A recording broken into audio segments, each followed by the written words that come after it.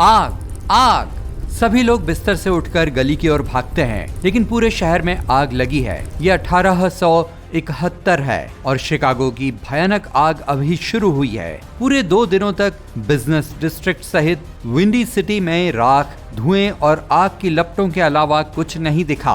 आग 4 मील तक फैल गई, जिससे लगभग $200 मिलियन का नुकसान हुआ। कोई भी ये नहीं जानता कि इतनी बड़ी आग कैसे शुरू हुई, लेकिन कुछ थ्योरीज के मुताबिक बार्न में बंधी एक गाय के लालटेन पर लात मारने से आग लगी, जो तेजी से शहर में फैल गई। दूसरी थ्योरीज में आम इंसानी गलती और यहाँ तक कि आकाश से नीचे गिरने वाला एक मीटियोर भी शामिल है, जिससे भीषण आग की शुरुआत हुई।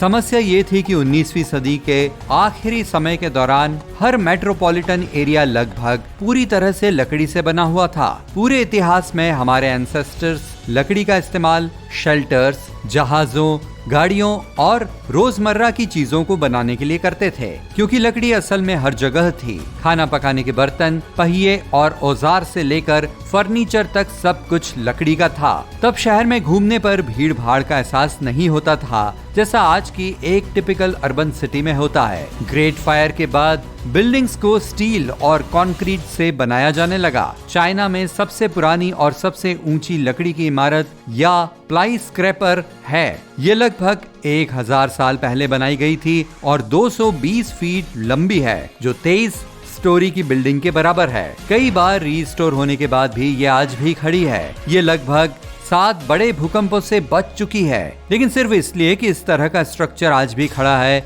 इसका मतलब ये नहीं है कि हम कहीं भी लकड़ी के स्काई स्क्रैपर्स बनाने लगे। यूरोप और अमेरिका में आज लकड़ी के बहुत सारे ढांचे मौजूद हैं, भले ही वे स्टील और कंक्रीट के आने के बाद बनाए गए हों, लेकिन वे सिर्फ 8 से 13 स्टोरीज जितने ऊंचे हैं। उन्हें स्काई स्क्रैपर्स नहीं कह सकते। जापान का 1100 फीट से ज्यादा ऊंचे वुडन स्काई स्क्रैपर बनाने का प्लान है, जिसे W350 प्रोजेक्ट के नाम से जाना जाएगा। वे इसे 2041 तक पूरा कर लेंगे और आधुनिक शहरों को वुडन वंडरलैंड में बदल देंगे। बिल्डिंग 90% प्रोसेस्ड वुड और 10% स्टील से बनी होगी और इसे रेगुलर वुड से नहीं बनाया जाएगा। वे क्रॉस लेमिनेटेड टिम्बर या CLT का इस्तेमाल करेंगे, जिसे लकड़ी की कई शीट्स को जोड़कर बनाया जाता है, जिससे एक बड़ा प्लैंक तैयार होता है जो स्टील से भी ज्यादा सख्त होता है। लेकिन वुडन स्ट्रक्चर्स आग की चपेट में आ सकते हैं। शिकागो की ग्रेट फायर के समय में फायर प्रूफ कोटिंग्स नहीं थी जिन्हें बीम पर लगाया जा सकता। यहाँ तक कि स्टील स्ट्रक्चर्स में भी ऐसी कोटिंग्स होती हैं और आज की बीम्स पहले की तरह नहीं होती। वे मजबूत और बड़ी होती हैं, इतनी बड़ी कि बहुत ज्यादा टेम्परेचर से भी उनमें आग नहीं लगती। और स्टील के केस में ये बॉइलिंग टेम्परेचर जो फायर प्रूफ कोटिंग्स वाली वुडन बीम्स को जला सकते हैं, बस स्टील स्ट्रक्चर को पिघला देंगे। तो किसी भी तरह से आग की प्रॉब्लम को अवॉइड नहीं कर सकते और नतीजा अभी भी वही है, चाहे वो लकड़ी हो या स्टील। हर ऊंची बिल्डिंग तेज हवा के साथ हिलती है। वुडन स्काई स्क्रैपर्स कोई एक्सेप्शन नहीं है और अपने स्टील काउंटर पार्ट के मुकाबले में ज्यादा गंभीर खतरे में हो सकते हैं। लेकिन कुछ इंजीनियर्स ने डायमंड और ट्रायंगल की शेप के वुडन स्ट्रक्चर्स बनाकर इस समस्या से बचने का एक तरीका तैयार किया है। एक ट्रायंगल का बेस एक रेक्टेंगल के बेस से ज्यादा सिक्योर्ड हो सकता है, तो एक ट्रायंगल बेस बनाकर जो बिल्डिंग का बॉटम थर्ड होगा, एक वुडन स्काई स्क्रैपर हवा जैसे एक्सटर्नल फोर्सेस का सामना कर सकता है। साथ ही नीचे इतना बड़ा रियल एस्टेट होने से ग्राउंड के पास एडिशनल हाउसिंग यूनिट्स या शॉप्स बनाने की काफी जगह होगी। लकड़ी के स्काई स्क्रैपर को साइट पर बनाना जरूरी नहीं होगा। इंजीनियर्स और आर्किटेक्ट्स कंप्यूटर पर प्लानिंग और ब्लूप्रिंट तैयार करेंगे ताकि बेहतरीन डिजाइन और स्ट्रक्चर की गारंटी दी जा सके, जिससे वो खूबसूरत दिखे और मजबूत भी हों। वर्कर्स पास की फैक्ट्री में स्टैंडर्डाइज्ड मॉडल बना सकते हैं और प्री फैब्रिकेटेड स्ट्रक्चर्स को साइट पर ले जा सकते हैं। इस सिस्टम से ज्यादा समय बचेगा और ग्राउंड से ऊपर तक क्वालिटी कंट्रोल होगा। एक कंक्रीट बिल्डिंग में सीमेंट को खाली बीम्स और शेप्स में डालना पड़ता है, जिन्हें सूखने में कई दिन या हफ्ते लगते हैं। स्टील को स्ट्रक्चर और डिजाइन में फिट करने के लिए पिघलाया और मोल्ड किया जाता है। फैक्ट्रीज में क्रॉस लैमिनेटेड टिम्बर को ऑटोमेटिकली काटा जा सकता है और कुछ भी गलत ना हो इसके लिए लोग इसे सुपरवाइज कर सकते हैं। इससे बहुत से कंस्ट्रक्शन वर्कर्स की जरूरत नहीं पड़ती और आखिर में कॉस्ट सेविंग होती है। और जब बिल्डिंग बनाने का समय आता है तो उन्हें केवल स्ट्रक्चर्स को टुकड़ों में लाना होता है, उन्हें एक साथ रखना होता है और उसे ऊपर उठाना होता है। ये एक आम कंस्ट्रक्शन साइट जैसी मैसी नहीं होगी और इसमें बहुत ज्यादा वक्त नहीं लगेगा। केवल इलेक्ट्रिकल प्लानिंग, प्लम्बिंग और दूसरे इंटरनल ऑपरेशंस को फिक्स करने के लिए ज्यादा ऑन साइट काम करना होगा। फिर फिनिशिंग टच के लिए एक टीम आएगी और ये तय करने के लिए कि सब कुछ ठीक से काम कर रहा है, आखिरी मिनट में कुछ ब्रश अप करेगी और फिर आपको एक वुडन स्काई स्क्रैपर मिल गया।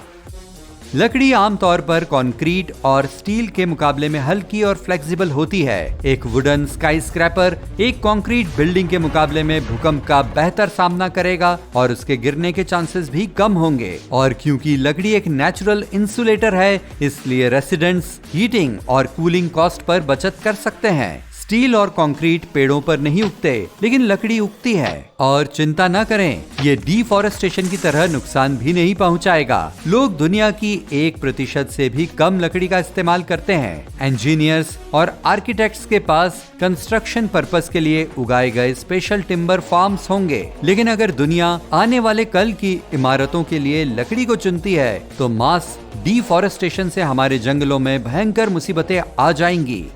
कुछ रिसर्चर्स के मुताबिक स्टील को लकड़ी से बदलने पर हर साल लगभग 40% जंगलों पर असर पड़ेगा।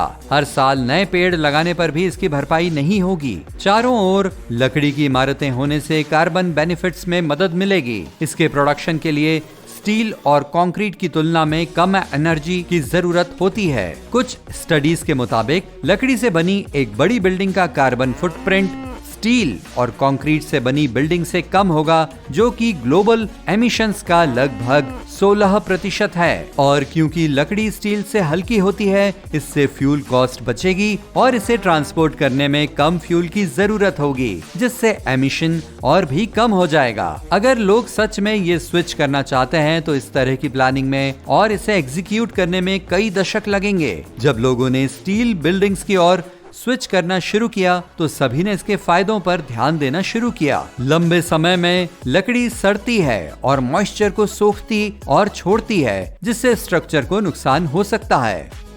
कुछ लोगों ने नए घर बनाने के लिए रिसाइकल्ड प्लास्टिक को चुना है। इसके लिए वे उसे एक रफ पाउडर में बदलकर और अपनी चाहत के मुताबिक शेप दे रहे हैं। उन्होंने बीम्स, ब्लॉक्स, ब्रिक्स और पिलर्स बनाए हैं। साउथ अमेरिका में लोगों का एक ग्रुप पहले से ही रिसाइकल्ड प्लास्टिक से बने 2 बेडरूम वाले छोटे घर बनाकर ऐसा कर रहा है। इसे बनाना सस्ता है, कचरे से छुटकारा मिलता है और इसे बनाने में केवल 5 दिन और 4 लोग लगते हैं। हो सकता है कि एक दिन हम रिसाइकल्ड कचरे से बने स्काई स्क्रैपर्स देखें और शायद पूरे शहर भी कचरे से बने। यमन में एक छोटा सा शहर है जिसे दुनिया के सबसे पुराने महानगर के रूप में जाना जाता है। रेगिस्तान के बीच में लोकल्स को पेड़ों की कमी होते हुए खुद के लिए शेल्टर बनाना होता था। शिबम, जिसे रेगिस्तान का मैनहट्टन कहते हैं, फर्टाइल सॉइल, घास और पानी से बना है, जिनसे ब्रिक्स बनाई गईं और उन्हें कई दिनों तक धूप में पकने के लिए छोड़ दिया गया था। पुराने दिनों में कारवां में आने वाले कई यात्रियों के लिए ये शहर एक पिट स्टॉप था। ज्यादातर बिल्डिंग्स 7 मंजिला ऊंची थी और ग्राउंड फ्लोर्स का इस्तेमाल पशुओं और फसलों को रखने के लिए किया जाता था। ऊपर के फ्लोर्स सोशलाइजिंग और नए लोगों को देखने के लिए थीं। मड बिल्डिंग्स नेचुरल कूलर हैं। मिट्टी गर्मी को दूर भगाती है, जिससे अंदर की ठंडक बनी रहती है। पहला reinforced concrete sky scraper Ohio के सिनसिनाटी में 1903 में बनाया गया था। ये 16 मंजिल का था और इसके पूरी रात भर टिकने की भी उम्मीद नहीं थी। लोगों ने सोचा कि ये अपने ही वजन से टूट जाएगा, जबकि कुछ लोगों का मानना था कि ये गिर जाएगा। जब उन्होंने सपोर्ट कॉलम्स हटा दिए तो एक लोकल रिपोर्टर पूरी रात बिल्डिंग के ढहने को रिकॉर्ड करने के लिए जागता रहा, लेकिन वो सब गलत थे।